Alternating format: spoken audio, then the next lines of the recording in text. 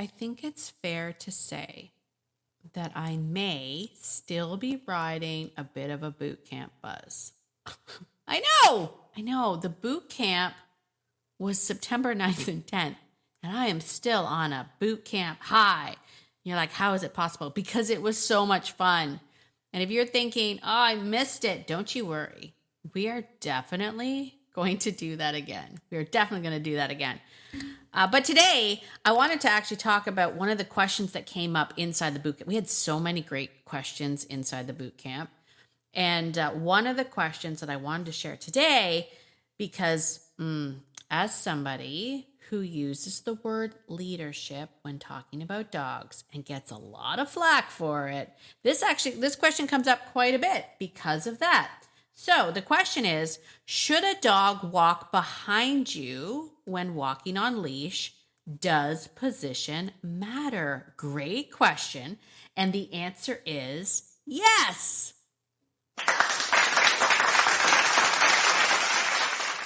And also, no.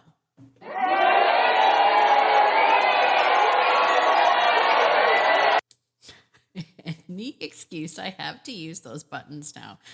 Oh my gosh. Don't you hate when I do that? Don't you hate when I say things like that? The answer is yes and no. But we are going to talk about why position matters, the key to leading your fearful dog with confidence, understanding position from the dog's perspective. We're talking about that today. Let's get into it. Are you worried that your fearful dog may hurt someone or something else? Do you have to prepare just to take a walk around the block? Hi, I'm Tracy, and I too had that dog. The one that you could only walk at nighttime when no one else was around. And I felt ashamed, and oh gosh, I wish that people could just see the dog that I know and love. I wanted the confidence to be able to walk my dog and not have to worry about who or what was around the corner. And I kept telling myself that if I just keep doing obedience drills and distracting with treats, that things would get better. Until I found the secret. Fear is not something that you can train out of a dog.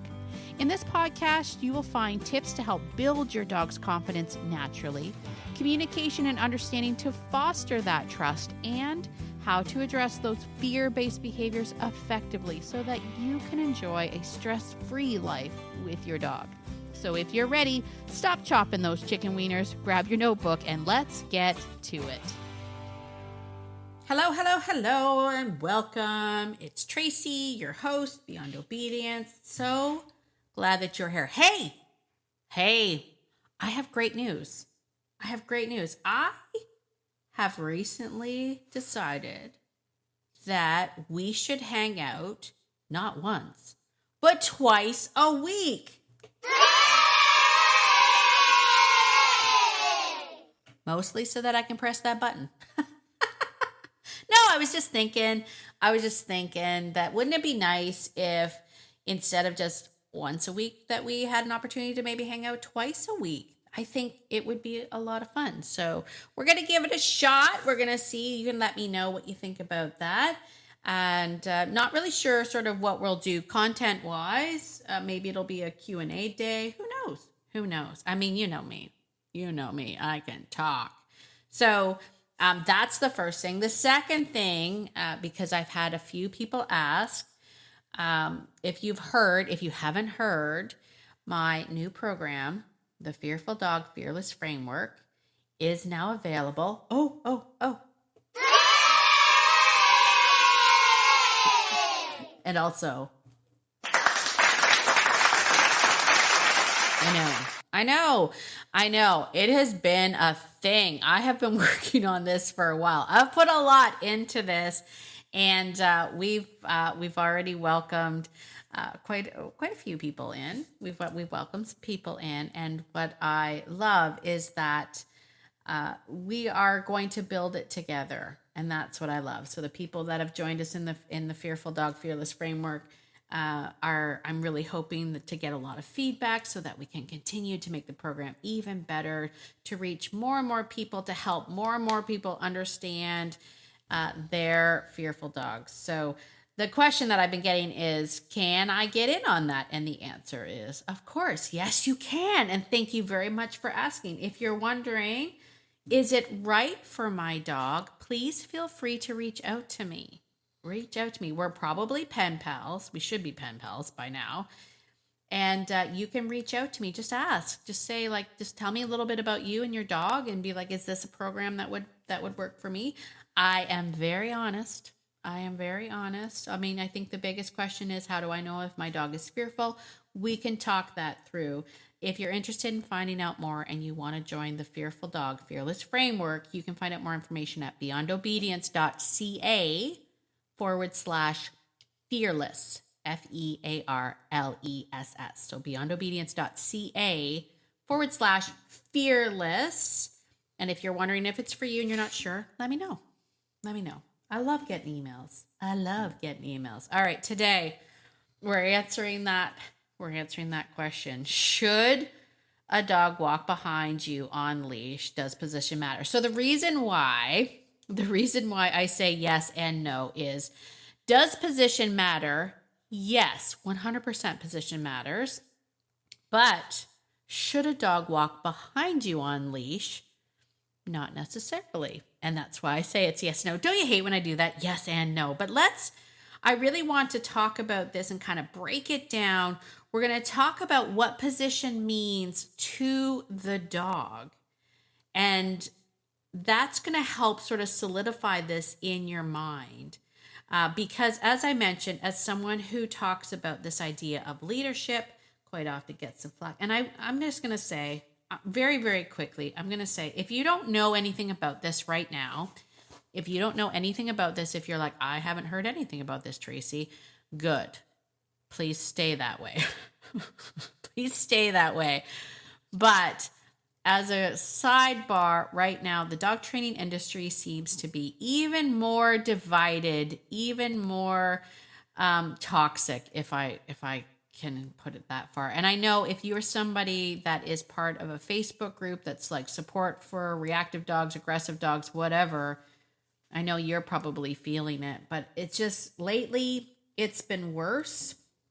And as someone, I do get questioned quite a bit about what side am I on? Am I a balanced trainer? Am I a purely positive trainer? And here's what I want you to say. I am on team dog.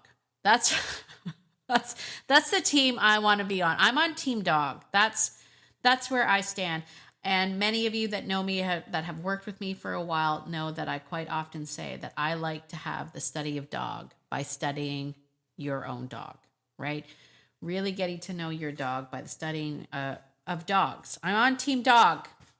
And so if you have been feeling it lately, if you have been feeling that just the negativity and the toxicity that is currently our dog training culture, I apologize. I know that we aren't serving you the way that we should be serving you, but know this, please know this. When you come into my world, when you are part of my Facebook groups, please know that I do not tolerate any of that. I do not tolerate. It's always a safe place. There will never be a time where we allow for anybody to make you feel less than. Because my focus, if you didn't already realize this, my focus is a lot to do with our mindset and how we can be what we need, what our dog needs us to be. And with all this fighting and garbage going on in the dog training industry, it's impossible for any dog owner to make heads or tails of it. And I apologize. There, I got that out of the way. All right, let's move on. I'm just going to say, if you're like, I don't know what you're talking about, good. Don't try to find out. Don't go look it up. It's awful, nasty. I don't want to be a part of it. I think that's actually why I was like, I'm going to do my podcasting twice a week. I just want to hang out with you. Just you. Just let's just forget about the rest. Let's just hang out together. Let's just do this together. Just you and I. Not worry about all of the rest because it's too much. You, me, and the dogs. So we'll just hang out with the dogs. You and me and the dogs. We'll just hang out together. We'll learn from our dogs. They're our greatest teachers. All right, enough of that. All right, let's get into this leash thing. All right, here it is. Okay, so here's why we're going to talk about the idea. Position does matter. It does matter. But the dog doesn't necessarily always have to be behind you. Here's where we sometimes get caught up with it, especially for those that, maybe take the word leadership like in a very linear kind of way. That's not the word I'm looking for, but you know what I mean. Like some people believe because I say leadership, that means we actually have to physically lead the dog, always be in front. And that's actually not what it is. And the reason for that is because in the dog's world, dogs will quite often switch positions based on who is the best suited or best fit dog for the job. Okay. So if you recall that classic video, if you haven't seen it, there's a video that I did where my Jack Russell Terrier alerted me at the door to tell me that there was something outside. I went and looked. I didn't see anything. I thought she was crazy. She went and got back up. She got other dogs. So she's like, the human isn't getting it. And when I opened the door to let the dogs out, Nike was in fact correct. There was a horse that got out of the field and was literally just standing on my backyard. And that was kind of the point of the video, was that quite often dogs see more than what we give them credit for. And so that was the point of the video. But at the very end of the video, and it gets cut off mostly because there was a horse in my backyard and I was like, oh, I got to take care of that. But at the very end of the video, you will actually see, as I open the door, the two Australian Shepherds immediately take off after the horse, and Nike runs back to me. And that is because once they ran out and saw what the threat was, Nike deferred position because she does not have what it takes to take care of a horse. And who would? Oh, the herding breeds, right? The herding breeds would know. So they took off after. Now, I had to call them back because, one, my Australian Shepherds aren't trained to be herders. They just have an instinct, right? It's not harnessed, but they have an instinct. I had to call them back and be like, I'm going to have to take care of that because I don't want you getting kicked in the face by a horse, right? But the Jack Russell was like, that's not my wheelhouse. Like, that's not my wheelhouse. If it had have been a rodent, she would have been like, I'm on it, right? So dogs, especially dogs that are pro-social. I'm not sure if I've ever spoken about sociality the way it was taught to me by my mentor. Maybe I'll do that later. But essentially, we actually aren't working for our dogs to be social, quote unquote social. We're actually working for them to be pro-social. And pro-social at its core means we're better together. It has to do with survival, social units, understanding that the collective is a better opportunity for us to survive using our own unique strengths and that sort of thing. So dogs very much also apply to that especially when we're working with dogs to make them pro-social. So that's why it's not necessarily important to me when I'm out walking my dogs that I have to have my dogs behind me at all times. In fact, we know that there is great benefit not only for dogs to have opportunity to sniff and all of those things that they need to do, but for us to actually be engaged with them. So our walks, my dogs and myself, even when we're on leash, we will have moments that I call the follow me stuff, which means you have to pay attention to me. Those are usually times when we are in like an urban setting where there's traffic and people and other dogs and all that stuff. I will put them into like, this is a section of life on leash where you have to follow me. You're going to have to defer to me. But there are also times even on leash where I'll be like, okay, let's do some of your stuff. Right? Let's go sniff some things. Let's go find some things. And now, I mean, if I'm really getting into it, if I'm being 100 here, I would, do that on a long line so that I have a little bit more space, or off leash if I'm on my own property, that kind of thing. But even on leash, like if you're like, if your whole walk, it has to be on leash because of, Humansville, and you live in with leash laws, then obviously there are some times where you could actually follow the dog, and that doesn't make you less than. It doesn't make you less than a leader. A dog's not going to look at you and go, look at you falling behind, slacker. Like, they're not like that, right? Now, where it does matter, and in particular for our fearful dogs, is if there is a perceived threat. Now, remember, threat perception is based on the dog, right?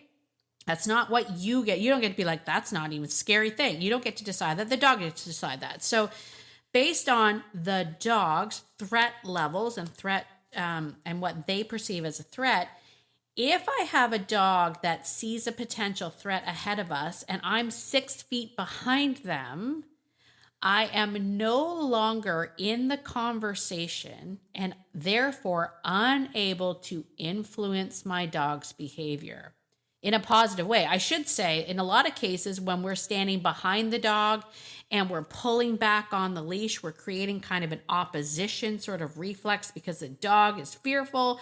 So now they've gone right brain. Now we're pulling them back and they feel that resistance. So it kind of like sets them off a little bit more. And energetically, we're behind the dog, pushing them forward toward the thing that they are reacting to or fearful of.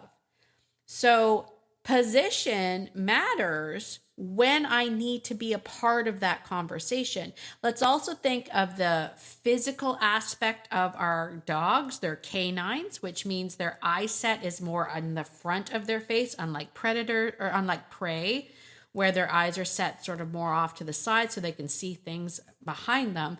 You'll notice, and I would play around with this if I were you, start to notice when you start to fall back behind your dog, where does your dog lose you? Because you'll see it.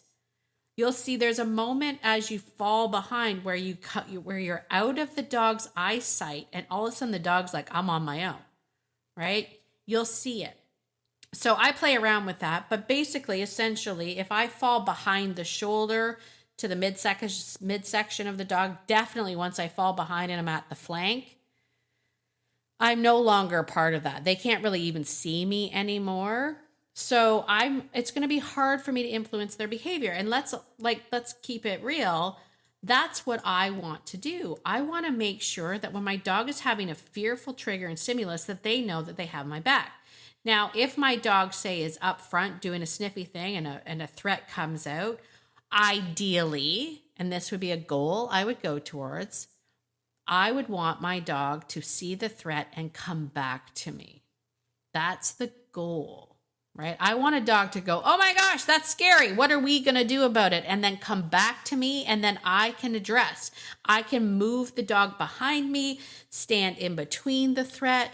I have then the ability to be able to assess the threat myself. And at that point in time, I'm going to determine, is that actually a threat? Is that dog out of control? Is that owner not paying attention? Is that dog off leash? Whatever.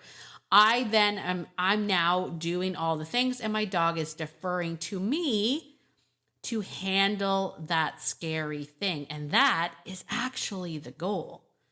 So what my walks look like, especially when I'm walking my fearful dogs or my less than confident dogs, may look like them sniffing things, but I now have it where I've stepped in so many times that my dogs know if there's something that's like, ooh, that's scary, they're going to come back to me.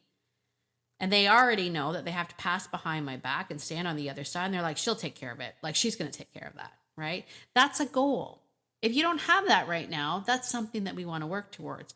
And that's actually, like, we talk a lot about that in the fearful dog. That's part of one of the modules is building your brave protocols. That's one of the modules. We talk about that as a goal, right? So we want to make sure that we are part of the conversation, and you cannot influence your dog's behavior from behind. The only thing you can do from behind is push them forward.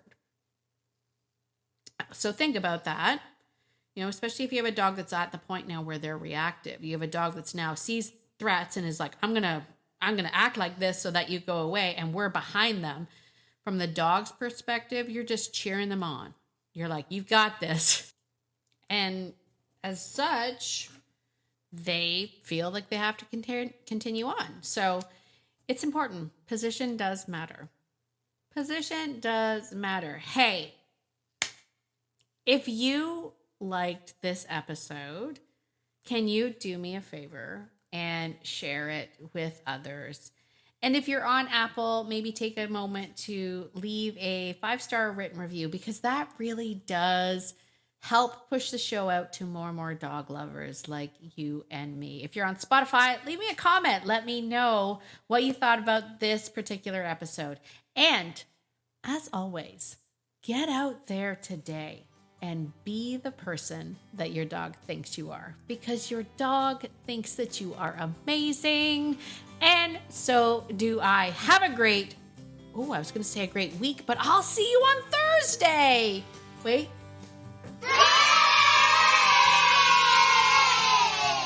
It's going to be so much fun. Have a great few days, and we'll see you later. Bye for now.